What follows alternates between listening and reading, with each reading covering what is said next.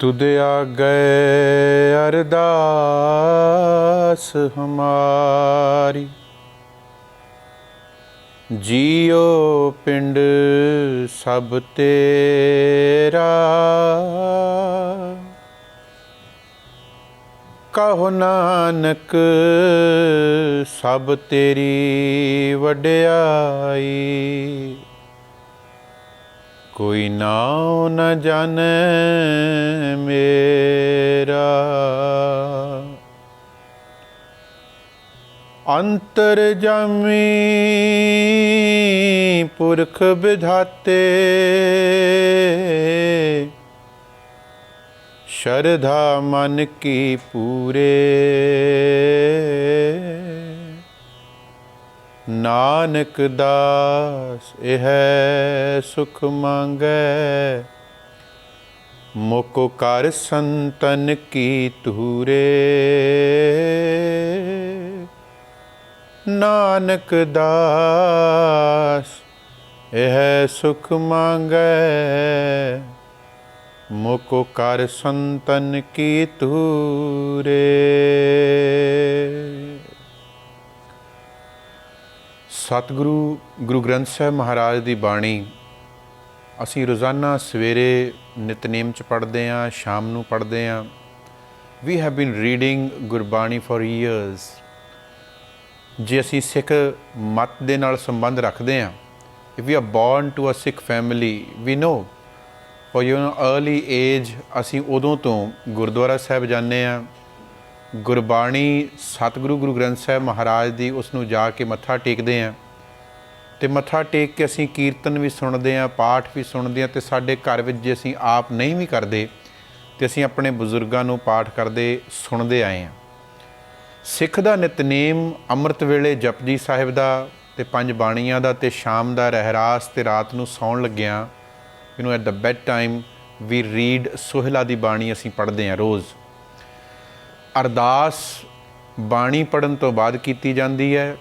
जदों किते असी गुरुद्वारा साहिब जाने या उंज भी कोई समागम हुंदा है तो उत्थे जाके जदों असी शरीक हुन्ने, संगत विच जाके शामिल हुन्ने, तो हर इवेंट तो बाद फिर अरदास हुंदी है।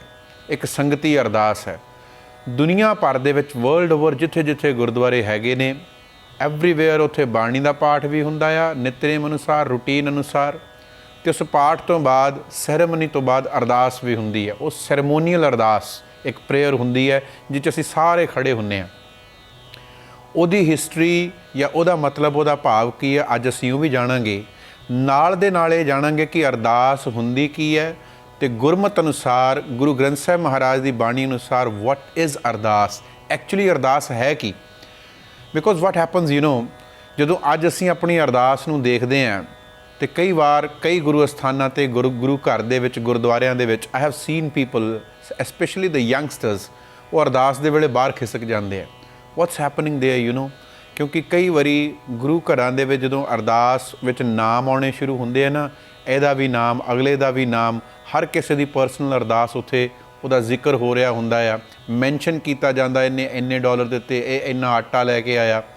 तो जिहड़ा सुनने वाला ना उन्होंने बेरसी हुंदी है, वो फिर उत्थों उठ के जाना ही चंगा महसूस करता कि अरदास ही बड़ी लंबी हो गई, इन्ने नाम हो गए, इन्ना कुछ मंगिया जा रहा।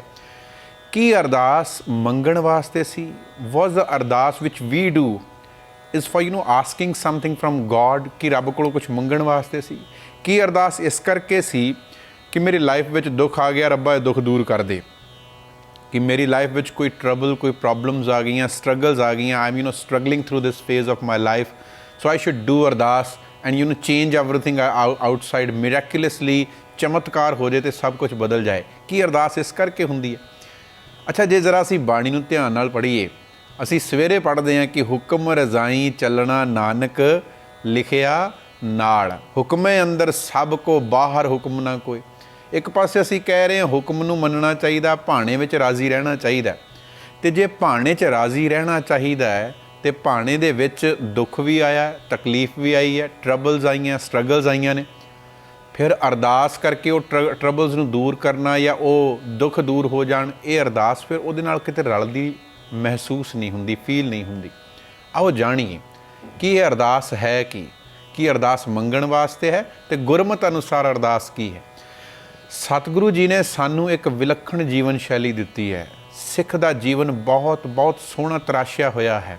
जे किते असीं गुरमत अनुसार अपनी लाइफ नू मोल्ड कर लईए, ट्रांसफॉर्म कर लईए, तां इह इहो जी सिंपलिसिटी लाइफ च आ जांदी है कि हर सुख ते दुख विच एक आनंद बणिया रहिंदा है। जिथे सुख आउंदे ने असीं उहनूं भी माण सकदे हां ते जिथे दुख आउंदे ने असीं उहनूं भी सहन कर सकदे हां, जे किते असीं गुरबाणी विच आ जाइए। जरा अपना इतिहास देखो, ਇੱਥੇ ਚਰਖਰੀਆਂ ਤੇ ਚੜੇ ਆਰਿਆਂ ਨਾਲ ਚਿਰਾਏ ਗਏ, ਜਿਹੜੀ ਸੰਗਤੀ ਅਰਦਾਸ ਵਿੱਚ ਬੋਲਦੇ ਨਾ ਅਸੀਂ, ਚਰਖਰੀਆਂ ਤੇ ਚੜੇ ਆਰਿਆਂ ਨਾਲ ਚਿਰਾਏ ਗਏ, ਬੰਦ ਬੰਦ ਕਟਾਏ, ਖੋਪਰੀਆਂ ਲੋਹਾਈਆਂ, ਮੁੱਖੋਂ ਸੀ ਨਾ ਉਚਾਰੀ, ਬੱਚਿਆਂ ਦੇ ਟੋਟੇ ਕਰਵਾ ਕੇ ਗਲਾਂ 'ਚ ਹਾਰ ਪਵਾਏ। ਕੀ ਉਹ ਸੁੱਖ ਸੀ ਜਾਂ ਸਾਹਿਬਜ਼ਾਦਿਆਂ ਦਾ ਸ਼ਹੀਦ ਹੋਣਾ ਸੁੱਖ ਸੀ? ਅਸੀਂ ਇਸ ਚੀਜ਼ ਨੂੰ ਜਾਣੀਏ ਕਿ ਇਹੋ ਜਿਹੀ ਕਿਹੜੀ ਪਾਵਰ ਹੈ, ਕਿਹੜੀ ਅਰਦਾਸ ਹੈ ਉਹਨਾਂ ਸਿੱਖਾਂ ਦੇ ਕੋਲ ਜਿਨ੍ਹਾਂ ਨੇ ਬੰਦ ਬੰਦ ਕਟਾਏ, ਉਹਨਾਂ ਸਿੱਖਾਂ ਕੋਲ ਜਿਹੜੇ ਆਰੇ ਨਾਲ ਚੀਰੇ ਜਾ ਰਹੇ ਆ ਚਰਖਰੀ ਤੇ ਚੜੇ ਹੋਏ।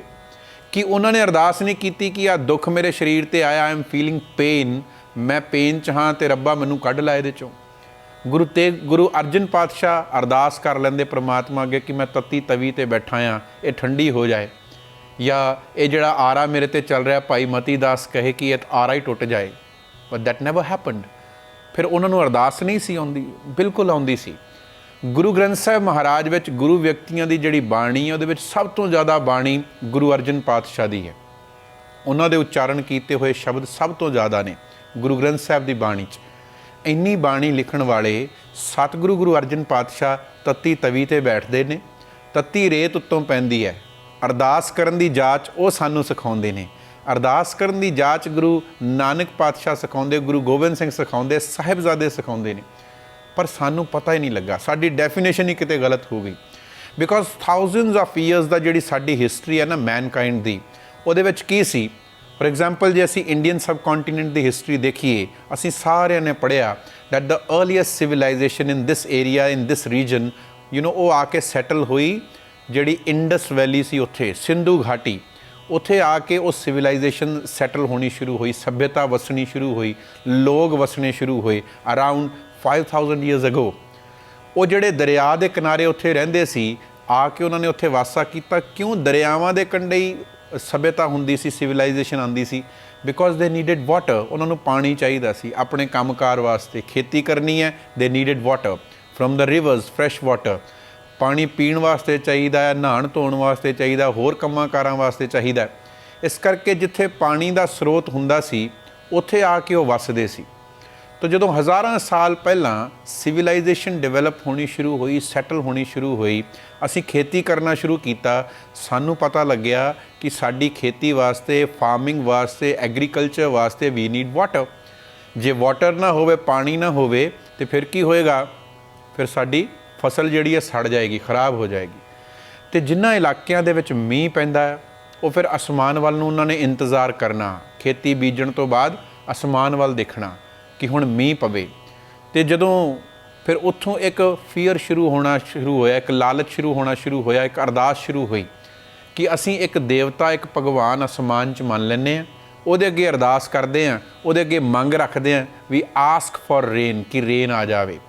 ਉਹਨਾਂ ਨੇ ਦੇਖਿਆ ਜਿਹੜੇ ਦਰਿਆ ਵਗਦੇ ਨੇ, ਦ ਰਿਵਰਸ ਦੈਟ ਆਰ ਫਲੋਇੰਗ, ਜਿਹੜੀਆਂ ਸਾਨੂੰ ਪਾਣੀ ਦਿੰਦੀਆਂ ਨੇ, ਬਟ ਇਟ ਹੈਪਨਸ ਇਵੈਂਚੁਅਲੀ ਕਿ ਕਈ ਵਾਰੀ ਇਹਨਾਂ 'ਚ ਬਹੁਤ ਜ਼ਿਆਦਾ ਪਾਣੀ ਆ ਜਾਂਦਾ, ਦੇ ਗੈਟ ਫਲੱਡਡ। ਅਤੇ ਜਦੋਂ ਫਲੱਡ ਆਉਂਦੀ ਹੈ, ਹੜ੍ਹ ਆਉਂਦਾ ਅਤੇ ਬੜਾ ਨੁਕਸਾਨ ਕਰਦੇ।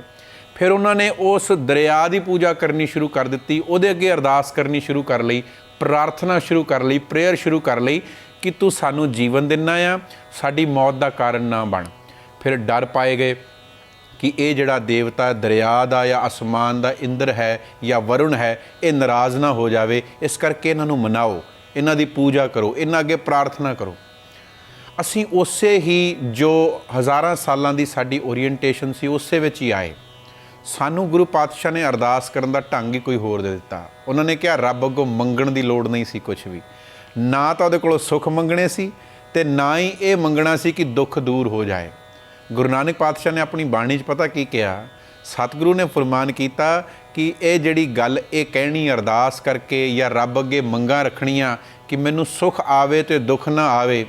ਗੁਰੂ ਨਾਨਕ ਪਾਤਸ਼ਾਹ ਕਹਿੰਦੇ this is sheer waste of your time and energy. Nanak ਬੋਲਣ ਝਖਣਾ ਦੁੱਖ ਛੱਡ ਮੰਗੀਐ ਸੁਖ। ਦੁੱਖ ਛੱਡ ਕੇ ਸੁਖ ਮੰਗਣੇ। ਮੇਰੀ ਲਾਈਫ 'ਚ ਦੁੱਖ ਆਏ ਨੇ, ਟਰਬਲਸ ਆਏ ਨੇ, ਇਹ ਚਲੇ ਜਾਣ ਤੇ ਸੁਖ ਆ ਜਾਏ। Guru Nanak says this is wastage of your words. ਤੁਸੀਂ ਆਪਣੀ એનર્ਜੀ ਨੂੰ ਵੇਸਟ ਕਰ ਰਹੇ ਹੋ। ਝੱਖ ਮਾਰਨ ਦੀ ਗੱਲ ਕਰ ਰਹੇ ਨੇ ਸਤਿਗੁਰੂ ਕਿ ਇਹ ਵੇਸਟ ਹੈ। ਕਿਉਂ ਵੇਸਟ ਹੈ? ਅਗਲੀ ਲਾਈਨ 'ਚ ਉਹ ਫਰਮਾਨ ਕਰਦੇ ਨੇ, ਸੁੱਖ ਦੁੱਖ ਦੋਏ ਦਰ ਕੱਪੜੇ ਪਹਿਰੇ ਜਾਏ ਮਨੁੱਖ। ਕਿਉਂਕਿ ਸੁੱਖ ਤੇ ਦੁੱਖ ਜਿਹੜੇ ਨੇ ਕੱਪੜਿਆਂ ਵਾਂਗ ਨੇ। ਤੁਹਾਨੂੰ ਕੋਈ ਕੱਪੜਾ ਕਿੰਨਾ ਵੀ ਅੱਛਾ ਲੱਗਦਾ ਹੋਵੇ, I may like this suit very much, ਕਿ ਮੈਨੂੰ ਇਹ ਬੜੇ ਅੱਛੇ ਲੱਗਦੇ ਨੇ, ਡਰੈਸ ਬੜੀ ਅੱਛੀ ਲੱਗਦੀ ਹੈ, but I can wear it for short span of time. ਅੱਜ ਪਾਵਾਂਗਾ, ਕੱਲ੍ਹ ਪਾਵਾਂਗਾ, ਪਰਸੋਂ ਉਤਾਰਨਾ ਪੈਣਾ ਹੈ, ਚੇਂਜ ਕਰਨਾ ਪੈਣਾ। ਸੁੱਖ ਦੁੱਖ ਦੋਏ ਦਰ ਕੱਪੜੇ। ਇਹ ਸੁੱਖ ਤੇ ਦੁੱਖ ਜਿਹੜੇ ਨੇ ਇਹ ਚੇਂਜ ਹੁੰਦੇ ਰਹਿੰਦੇ ਨੇ। ਅੱਜ ਜੇ ਸੁੱਖ ਆਇਆ ਤੇ ਦੁੱਖ ਵੀ ਆਉਣਾ ਆ। ਇਹ ਨਾ ਭੁੱਲ ਜਾ ਕਿ ਸੁੱਖ ਆ ਗਿਆ ਕਿ ਹੁਣ ਮੈਨੂੰ ਕਦੀ ਦੁੱਖ ਹੀ ਨਹੀਂ ਆਉਣਾ, ਕਦੀ ਕੋਈ ਘਾਟਾ ਹੀ ਨਹੀਂ ਪੈਣਾ। ਤੇ ਜੋ ਦੁੱਖ ਆਇਆ ਇਹ ਵੀ ਸਮਾਂ ਨਿਕਲ ਜਾਣਾ, ਇਹ ਵੀ ਸਦਾ ਨਹੀਂ ਰਹਿਣਾ। ਸਤਿਗੁਰੂ ਨੇ ਫਰਮਾਨ ਕੀਤਾ, ਇਸ ਕਰਕੇ ਇਹ ਮੰਗਣ ਵਾਲੀ ਚੀਜ਼ ਨਹੀਂ, ਇਹ ਅਰਦਾਸ ਕਰਨ ਵਾਲੀ ਚੀਜ਼ ਨਹੀਂ। ਸੁੱਖ ਦੁੱਖ ਦੋਏ ਦਰ ਕੱਪੜੇ ਪਹਿਰੇ ਜਾਏ ਮਨੁੱਖ, ਜਿੱਥੇ ਬੋਲਣ ਹਾਰੀ ਹੈ ਤਿੱਥੇ ਚੰਗੀ ਚੁੱਪ। ਇਹ ਵਿਸ਼ਾ ਹੀ ਨਹੀਂ ਹੈ, ਇਹ ਟੌਪਿਕ ਹੀ ਨਹੀਂ ਹੈ ਬੋਲਣ ਦਾ। ਪਰਮਾਤਮਾ ਅੱਗੇ ਜੇ ਕੁਝ ਬੋਲਣਾ ਤੇ ਇਹ ਨਹੀਂ ਬੋਲਣਾ ਕਿ ਮੇਰੇ ਦੁੱਖ ਦੂਰ ਕਰ ਦੇ, ਮੈਨੂੰ ਸੁੱਖ ਦੇ ਦੇ। ਇਹਦਾ ਮਤਲਬ ਜੋ ਅੱਜ ਅਸੀਂ ਅਰਦਾਸ ਕਰਨ ਲੱਗ ਗਏ ਕਿ ਜਿਸ ਦਿਨ ਅਗਲੇ ਦਿਨ ਬੱਚੇ ਦਾ ਐਗਜ਼ਾਮ ਹੈ ਤੇ ਉਹਨੇ ਕੋਈ ਪੇਪਰ 'ਚ ਕਿਸੇ ਕੰਪੀਟੀਸ਼ਨ ਵਿੱਚ ਅਪੀਅਰ ਹੋਣਾ ਆ, ਤੇ ਅੱਜ ਮੈਂ ਆਪਣੇ ਬੱਚੇ ਦੇ ਹੱਥ ਫੜ ਕੇ ਕਹਿੰਦਾ ਚੱਲ ਆਜਾ ਗੁਰਦੁਆਰੇ ਚੱਲੀਏ, ਚੱਲ ਕੇ ਅਰਦਾਸ ਕਰੀਏ, ਤੇਰਾ ਕੱਲ੍ਹ ਦਾ ਐਗਜ਼ਾਮ ਅੱਛਾ ਹੋ ਜਾਏ। ਉਹ ਬੱਚਾ ਵੀ ਬੜਾ ਕਲੈਵਰ ਹੈ। He or she knows, the child knows very well ਕਿ ਮੈਂ ਸਾਰਾ ਸਾਲ ਜੇ ਪੜ੍ਹਿਆ ਆ ਤਾਂ ਮੈਂ ਅੱਛਾ ਕਰ ਸਕਦੀ ਹਾਂ, ਮੈਂ ਕਰ ਸਕਦਾ ਹਾਂ। ਤੇ ਜੇ ਮੈਂ ਨਹੀਂ ਪੜ੍ਹਿਆ ਤੇ ਕੇਵਲ ਅਰਦਾਸਾਂ ਨਾਲ ਕੁਝ ਵੀ ਨਹੀਂ ਹੋਣਾ। ਅਰਦਾਸ ਉਸ ਪਰਮਾਤਮਾ ਅੱਗੇ ਜਿਹੜੀ ਕਰਨੀ ਆ ਉਹ ਵੀ ਅਸੀਂ ਅੱਜ ਜਾਣਾਂਗੇ, ਪਰ ਇਹ ਅਰਦਾਸ ਨਹੀਂ ਹੁੰਦੀ ਕਿ ਆਊਟ ਆਫ ਕਿਸੇ ਬਲੂ ਸਕਾਈ ਦੇ ਵਿੱਚੋਂ ਕੁਝ ਨਿਕਲ ਕੇ ਆ ਜਾਵੇ, ਮਿਰੈਕੂਲਸਲੀ ਸਭ ਕੁਝ ਚੇਂਜ ਹੋ ਜਾਵੇ। ਐਦਾਂ ਕਦੀ ਨਹੀਂ ਹੁੰਦਾ। ਅਸੀਂ ਸਿਆਣੇ ਹਾਂ, ਸਮਝਦਾਰ ਹਾਂ। ਬਾਣੀ ਕੋਲ ਆ ਕੇ, ਗੁਰੂ ਕੋਲ ਆ ਕੇ ਜਦੋਂ ਮੱਥਾ ਟੇਕ ਕੇ ਅਸੀਂ ਬੈਠਾਂਗੇ ਨਾ ਆਪਣੇ ਬੱਚੇ ਦੇ ਨਾਲ, ਆਪਣੇ ਚਾਈਲਡ, ਆਪਣੇ ਪੁੱਤਰ ਜਾਂ ਬੇਟੀ ਦੇ ਨਾਲ, ਤੇ ਸਾਨੂੰ ਗੁਰੂ ਸਾਹਿਬ ਦੱਸਣਗੇ, ਉਸ ਬੇਟੀ ਨੂੰ ਵੀ ਸਮਝਾਉਣਗੇ, ਉਸ ਬੇਟੇ ਨੂੰ ਵੀ ਸਮਝਾਉਣਗੇ ਕਿ ਪੁੱਤਰ ਉਦਮ ਕਰੀਦਾ ਆ, ਐਫਰਟਸ ਕਰੀਦੇ ਨੇ, ਤੇ ਜਦੋਂ ਅਸੀਂ ਐਫਰਟ ਕਰਦੇ ਹਾਂ ਤੇ ਅਸੀਂ ਆਪਣੇ ਆਪ ਨੂੰ ਪਰਫੈਕਟ ਕਰ ਲੈਂਦੇ ਹਾਂ। ਫਿਰ ਹਰ ਕੰਮ ਜਿਹੜਾ ਹੈ ਉਹ ਸਫਲ ਹੁੰਦਾ ਹੈ, ਹਰ ਜਗ੍ਹਾ ਸਕਸੈਸ ਮਿਲਦੀ ਹੈ। So if you want to score good in your exams, ਜੇ ਚੰਗੇ ਮਾਰਕਸ, ਚੰਗੀ ਪਰਸੈਂਟੇਜ ਲੈਣੀ ਹੈ ਤਾਂ ਮਿਹਨਤ ਕਰ। ਮਿਹਨਤ ਜਿਹੜੀ ਆ ਉਹ ਵਿਅਰਥ ਨਹੀਂ ਜਾਂਦੀ। ਸਤਿਗੁਰੂ ਗੁਰੂ ਅਰਜਨ ਪਾਤਸ਼ਾਹ ਨੇ ਬਾਣੀ 'ਚ ਫਰਮਾਨ ਕੀਤਾ ਨਾ, ਸੋ ਕਿਉਂ ਬਿਸਰੈ ਜੇ ਘਾਲ ਨਾ ਭਾਨੈ। ਘਾਲ ਹੁੰਦੀ ਹੈ ਹਾਰਡ ਵਰਕ, ਉਹਨੂੰ ਨਾ ਭੁੱਲ। ਉਹਨੂੰ ਕਿਉਂ ਭੁੱਲਦਾ? ਉਹ ਤੇਰੀ ਹਾਰਡ ਵਰਕ ਨੂੰ ਵਿਅਰਥ ਨਹੀਂ ਜਾਣ ਦਿੰਦਾ, ਵੇਸਟ ਨਹੀਂ ਹੁੰਦਾ। ਜੋ ਵੀ ਤੂੰ ਹਾਰਡ ਵਰਕ ਕੀਤਾ ਹੈ, ਜਿੱਥੇ ਜਿੱਥੇ ਐਫਰਟਸ ਪੁੱਟ ਕੀਤੇ ਨੇ, ਉਹ ਪਰਮਾਤਮਾ ਜਾਣਦਾ, ਐਕਨੋਲੇਜਸ ਇਟ, ਉਹ ਐਕਨੋਲੇਜ ਕਰਦਾ ਆ। ਸੋ ਕਿਉਂ ਬਿਸਰੇ ਜੇ ਕੀਆ ਜਾਣੈ, ਤੇਰੀ ਕੀਤੀ ਨੂੰ ਜਾਣਦਾ। ਤੈਨੂੰ ਇਹ ਲੱਗੇ ਕਿ ਮੈਂ ਪਾਪ ਕਰਕੇ ਆਇਆ, ਝੂਠ ਬੋਲ ਕੇ ਆਇਆ, ਠੱਗੀ ਮਾਰ ਕੇ ਆਇਆ, ਤੇ ਰੱਬ ਨੂੰ ਕਿਹੜਾ ਪਤਾ ਮੈਂ ਇੱਥੇ 100 ਰੁਪਏ ਦਾ ਮੱਥਾ ਟੇਕ ਹੀ ਦਿੱਤਾ ਹੈ, ਉਹ ਵੀ ਜਾਣਦਾ। ਤੇ ਤੈਨੂੰ ਕਿਤੇ ਇਹ ਲੱਗੇ ਕਿ ਮੈਂ ਕਿਤੇ ਲੰਗਰ ਲਾਇਆ, ਕਿਸੇ ਗਰੀਬ ਦੀ ਮਦਦ ਕੀਤੀ, ਤੇ ਮੈਂ ਹੁਣ ਗੁਰੂ ਨੂੰ ਆ ਕੇ ਦੱਸਾਂ, ਕਿ ਉਹ ਵੀ ਜਾਣਦਾ। No need to describe that, ਉਹ ਸਭ ਕੁਝ ਜਾਣਦਾ। ਅਸੀਂ ਤਾਂ ਇਹੀ ਕਹਿੰਦੇ ਹਾਂ, ਵਿਣ ਬੋਲਿਆ ਸਭ ਕੁਝ ਜਾਣਦਾ, ਉਹ ਜਾਣਦਾ। ਉਹਦੇ ਅੱਗੇ ਬੋਲਣਾ ਕੀ ਹੈ, ਉਹਦੇ ਅੱਗੇ ਅਰਦਾਸ ਕੀ ਕਰਨੀ ਹੈ, ਉਹ ਸਾਨੂੰ ਗੁਰੂ ਨੇ ਸਿਖਾਈ ਸੀ। ਪਰ ਅਸੀਂ ਹਜ਼ਾਰਾਂ ਸਾਲਾਂ ਦੀ ਜਿਹੜੀ ਟੈਂਡੈਂਸੀ ਸੀ ਨਾ ਮੰਗਤੇ ਬਣਨ ਵਾਲੀ, ਕਿ ਐਸਾ ਕੁਝ ਹੋਵੇ ਕਿ ਕੋਈ ਇਹੋ ਜਿਹਾ ਰੱਬ, ਕੋਈ ਇਹੋ ਜਿਹਾ ਖੁਦਾ, ਕੋਈ ਇਹੋ ਜਿਹਾ ਵਾਹਿਗੁਰੂ ਉੱਪਰ ਅਸਮਾਨ 'ਤੇ ਬੈਠਾ ਹੋਵੇ, ਜਿਹਦੇ ਅੱਗੇ ਮੈਂ ਹੱਥ ਪਸਾਰਾਂ ਤੇ ਉਹ ਜਾਦੂ ਦੀ ਛੜੀ ਘੁਮਾਏ ਤੇ ਲਿਆ ਕੇ ਮੇਰੇ ਹੱਥ ਵਿੱਚ ਉਹ ਦੇ ਦੇਵੇ ਜੋ ਮੈਂ ਮੰਗ ਰਿਹਾ। ਇੱਦਾਂ ਕਦੀ ਵੀ ਨਹੀਂ ਹੁੰਦਾ, ਕਿਸੇ ਨਾਲ ਵੀ ਨਹੀਂ ਹੁੰਦਾ। ਸਤਿਗੁਰੂ ਨੇ ਫਰਮਾਨ ਕੀਤਾ, ਅਰਦਾਸ ਕੀ ਹੁੰਦੀ ਹੈ ਉਸ ਨੂੰ ਜਾਣੋ। ਅਰਦਾਸ ਜਿਹੜਾ ਲਫ਼ਜ਼ ਹੈ ਇਹ ਆਇਆ ਹੈ ਅਰਜ਼ ਤੋਂ, ਪਰਸ਼ੀਅਨ ਲੈਂਗੁਏਜ ਦਾ, ਫਾਰਸੀ ਦਾ ਵਰਡ ਹੈ ਅਰਜ਼। ਅਰਜ਼ ਹੁੰਦਾ ਹੈ to put up, to say. ਕੋਈ ਸਤਿਕਾਰ ਦੇ ਨਾਲ, ਪਿਆਰ ਨਾਲ ਕੋਈ ਚੀਜ਼ ਕਹਿਣੀ ਹੋਵੇ, ਆਪਾਂ ਕਹਿ ਦਿੰਦੇ ਨਾ, ਮੈਂ ਅਰਜ਼ ਕਰ ਰਿਹਾ ਹਾਂ, ਮੇਰੀ ਗੱਲ ਸੁਣੋ। ਅਰਜ਼ ਕਰਨਾ, ਟੂ ਪੁੱਟ ਅਪ, ਆਪਣੇ ਥਾਟਸ ਨੂੰ ਪੁੱਟ ਅਪ ਕਰਨਾ, ਗੱਲ ਕਹਿਣੀ। ਫਿਰ ਅਗਲੇ ਦੀ ਗੱਲ ਸੁਣਨੀ ਵੀ ਪੈਂਦੀ ਹੈ। ਮੈਂ ਅਰਜ਼ ਜੇ ਕੀਤੀ ਹੈ, ਜੇ ਮੈਂ ਕਿਸੇ ਦੇ ਅੱਗੇ ਬੈਠ ਕੇ ਕੋਈ ਗੱਲ ਆਪਣੀ ਸੁਣਾਈ ਹੈ, that means I want to discuss it, ਮੈਂ ਉਹ ਡਿਸਕਸ ਕਰਨਾ ਚਾਹੁੰਦਾ, ਉਹਦੀ ਕੋਈ ਸੋਲਿਊਸ਼ਨ ਚਾਹੁੰਦਾ। And solution doesn't mean that the other person who is listening to me, ਜਿਹੜਾ ਸੁਣ ਰਿਹਾ ਮੇਰੀ ਅਰਜ਼ ਨੂੰ, ਉਹ ਸਭ ਕੁਝ ਬਦਲ ਦੇਵੇ। ਇੱਦਾਂ ਨਹੀਂ ਹੁੰਦਾ।